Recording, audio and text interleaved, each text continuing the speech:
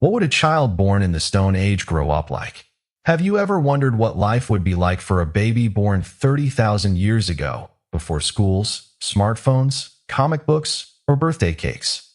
Would childhood in the Stone Age really be a short, dangerous, miserable struggle like we often imagine? Or did prehistoric children actually live lives far more interesting than we think? Imagine a cold morning in the Stone Age. No alarm clock buzzing. No mom yelling, "Wake up, you're late for school." No math test waiting in the afternoon. Instead, a newborn baby is crying for the first time inside a cave or a small hut made of branches and animal hides. From the very first moment, this child's life would be completely different from ours. There were no modern hospitals, no obstetricians, no ultrasound machines to reveal the baby's gender.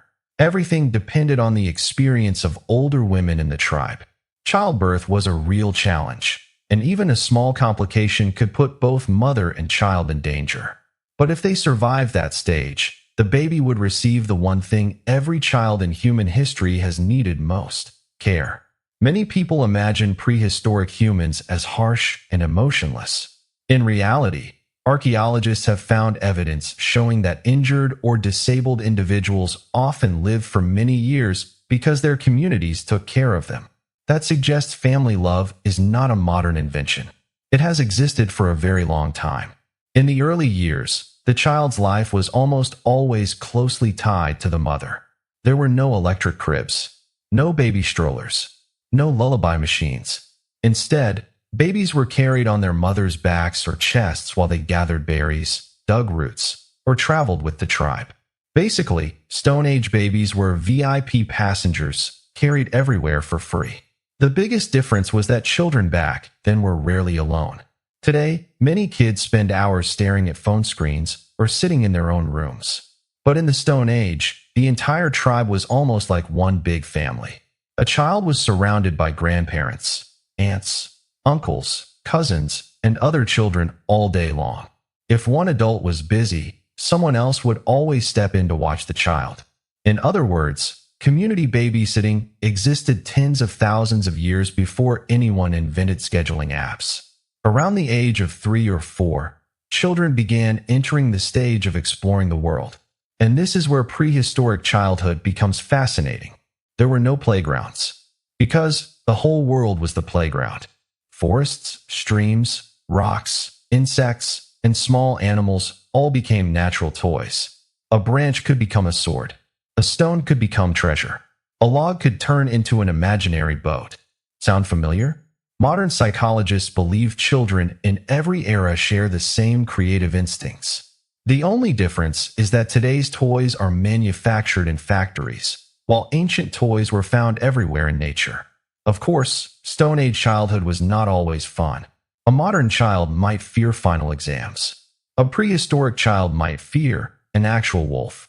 That's a pretty significant difference. While we worry about losing Wi-Fi, they might worry about hearing strange sounds in the bushes. While we complain about our phone battery dropping to 5%, they might be trying to avoid being chased by an angry wild boar.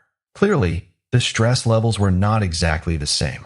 Still, children learned very quickly. Instead of memorizing multiplication tables, they learned how to recognize animal tracks.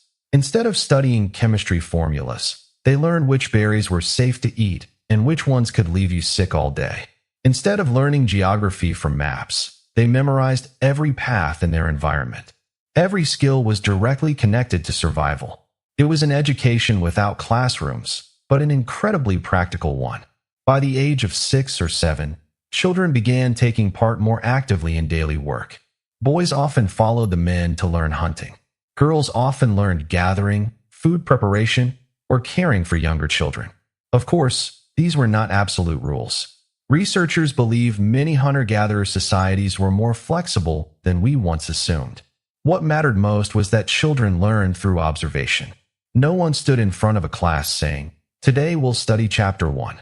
Instead, lessons happened everywhere, all the time. Watch adults make fire. Learn how to make fire. Watch adults craft spears. Learn how to make tools. Watch adults cooperate during hunts. Learn how to work as a team." Childhood was basically one long apprenticeship. Interestingly, Stone Age children may actually have had more freedom than many modern children. That sounds backward at first, but in many hunter-gatherer communities, children were allowed to explore independently from a fairly young age. They traveled in groups, played for hours, and were not constantly supervised every minute. Today, many parents worry if their child walks alone across two streets. Back then, a group of kids could disappear into the nearby forest all afternoon and return as if nothing had happened. Of course, that freedom came with risks, but it also helped children develop independence very quickly. By the age of 10 to 12, a child was no longer considered very young. They could already hunt at a basic level, understand their environment, use simple tools, and contribute to the community. Compared with kids that age today, the difference is almost funny. A modern child might ask, "What's for lunch, Mom?" A Stone Age child might ask, "What did we hunt for lunch today?" The questions sound similar. The level of responsibility does not. As children entered adolescence, life changed even faster. In many ancient communities, there was no long teenage phase like we have today. You did not get 10 years to slowly figure out what you wanted to do with your life. You had to become a real member of the community quickly. That sounds harsh, but it also gave people a very clear sense of purpose. Everyone knew what they contributed. Everyone understood that the survival of the group depended on cooperation. And maybe that is the most thought-provoking part of all. Whether living in a cave or a modern apartment, holding a hunting spear or a smartphone, human childhood has always shared some surprisingly similar traits. Children are naturally curious. They love exploring. They love playing. They learn from the adults around them. And above all, they need love. Technology changes. Cities appear. Schools are built. The internet connects the world. But the most basic parts of childhood have barely changed in tens of thousands of years. A Stone Age child may never have known video games, social media, or chocolate ice cream.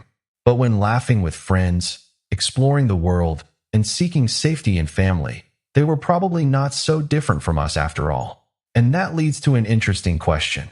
If you had been born in the Stone Age instead of the modern world, would your life feel harder or freer?